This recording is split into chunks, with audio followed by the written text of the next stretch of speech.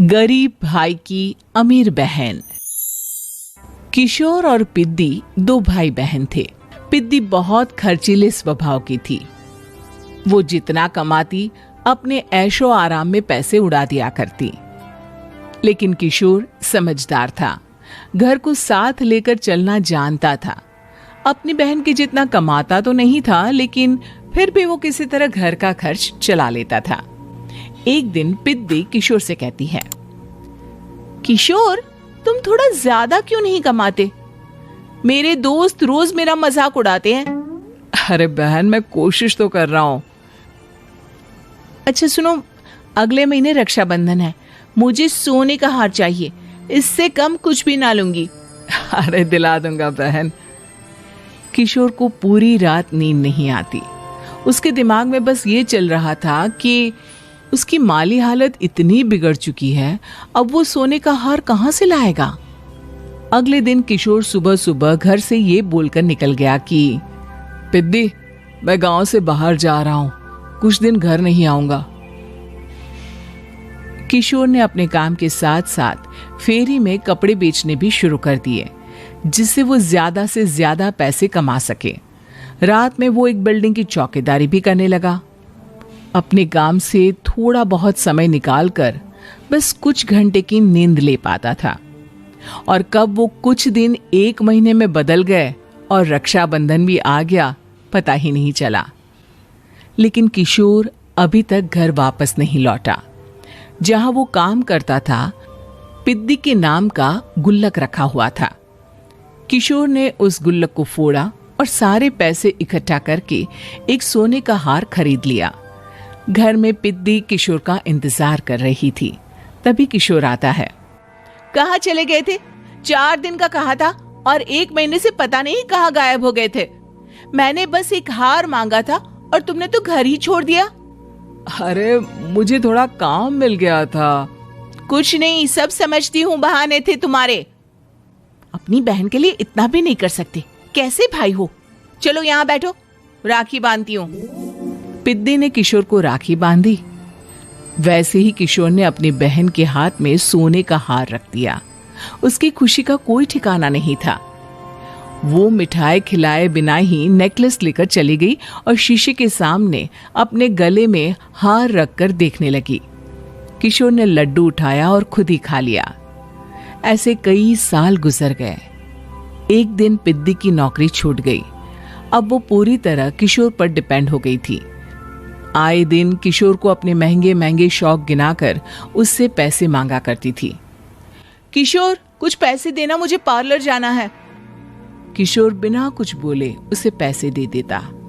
ये क्या, 500? अरे इतने में तो मुझे पार्लर में एंट्री मिलेगी बस। अच्छा, देता हूं ना ज्यादा। अरे कैसे भाई हो, अपनी बहन के लिए इतना भी नहीं कर सकते। किशोर ने जेब से 2000 का नोट निकाला और उसे दे दिया। किशोर गरीबी में रह लेता था, लेकिन अपनी बहन को कभी कोई कमी नहीं होने देता था। बेटा, पिद्दी तुम्हारी बहन है, उसे कभी किसी चीज की कमी मत होने देना और उसका ध्यान रखना, क्योंकि भाई का फर्ज होता है अपनी बहन का ध्यान रखना। किशोर ने मां की कही ये बात हमेशा के लिए याद कर ली थी। शायद मां की इसी बात की वजह से किशोर पिद्दी की हर जिद पूरी करता चला आ रहा था। किशोर, आज मैं अपने दोस्तों के साथ पार्टी करने जा रही हूँ, मुझे कुछ पैसे दो ना। किशोर पिद्दी को समझाता है, लेकिन पिद्दी नाराज होकर चली गई और अपने कमरे में सुबक सुबक कर रोने लगी। किशोर अपनी जेब से कुछ पैसे निकालता है और पिद्दी को दे देता है। किशोर खुद कभी अच्छे कपड़े नहीं पहनता, लेकिन पिद्दी को राजकुमारी की तरह रखता। पिद्दी के जाने के बाद किशोर अपने काम पर निकल गया। एक तरफ पिद्दी अपने दोस्तों के साथ मस्ती कर रही थी, तो वहीं दूसरी तरफ किशोर पैसे कमाने के लिए कड़ी मेहनत कर रहा था। कुछ और दिन ऐसे ही बीत गए।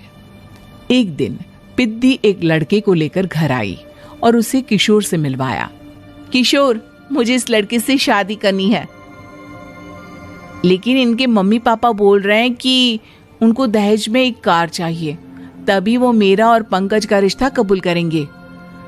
लेकिन बहन, कार खरीदना कोई सब्जी खरीदने के बराबर तो नहीं है। अरे कैसे भाई हो तुम? अपनी बहन के लिए इतना नहीं कर सकते? देखो, मैं ज्यादा इंतजार नहीं कर सकती। तुम्हें 1 साल में मेरे लिए कार खरीदनी ही होगी। अच्छा पंकज, एक काम करो, कल तुम अपने माता पिता को घर बुला लो।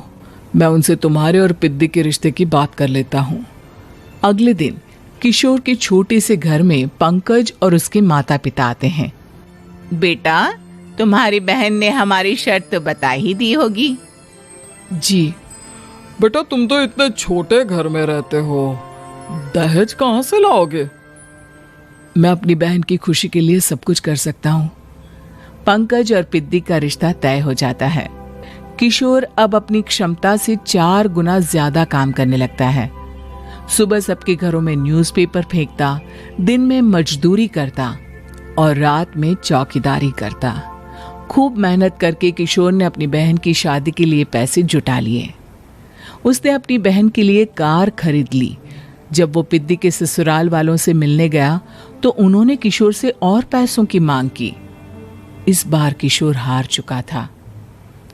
पिद्दी माफ करना, मैं तुम्हारी शादी उस लड़के से नहीं कर सकता। वो लालची लोग हैं, उन्हें सिर्फ पैसों से मतलब है। देखो किशोर, मैं पंकज से ही शादी करूंगी।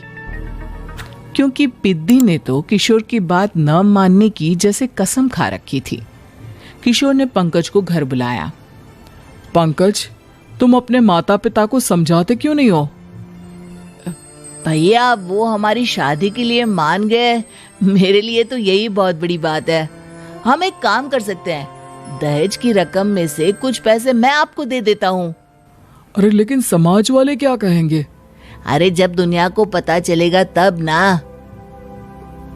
अच्छा, कुछ पैसे मैं अपने मालिक से कर्ज में ले लेता हूँ। कुछ पैसे पंकज देता है, कुछ वो कर्जा लेता है और अपनी उम्र भर की कमाई वो अपनी बहन की शादी में लगा देता है। आखिर में पंकज और पिद्दी की शादी हो जाती है। पिद्दी की विदाई के बाद किशोर बिल्कुल अकेला पड़ जाता है। अब उसका कमाने में भी मन नहीं लगता। उधारी वाले रोज घर में आकर बैठ जाते हैं। अरे किशोर, अब तो पिद्दी की शादी को 5 साल हो गए, अब तो हमारा पैसा लौटा दो। चाचा, पिद्दी के जाने के बाद किसी भी काम में मन नहीं लगता। अरे तो हमारा पैसा कैसे वापस मिलेगा? जी, कुछ करता हूं मैं। किशोर के ऊपर बहुत सा कर्जा चढ़ गया था, इसलिए उसने तय किया कि वो ये घर बेचकर सबके पैसे लौटा देगा। अगली सुबह शहर के किसी साहूकार को उसने अपना घर बेच दिया और सबके पैसे लौटा के वो गांव छोड़कर चला गया। पिद्दी ने शादी के बाद कभी अपने भाई का हाल तक नहीं पूछा। किशोर को फर्क नहीं पड़ता था, बस ससुराल में उसकी बहन खुश है ये जानकर उसे खुद की खुशी मिलती थी और ये सोचकर कि उसने माँ से किया हुआ वादा पूरा कर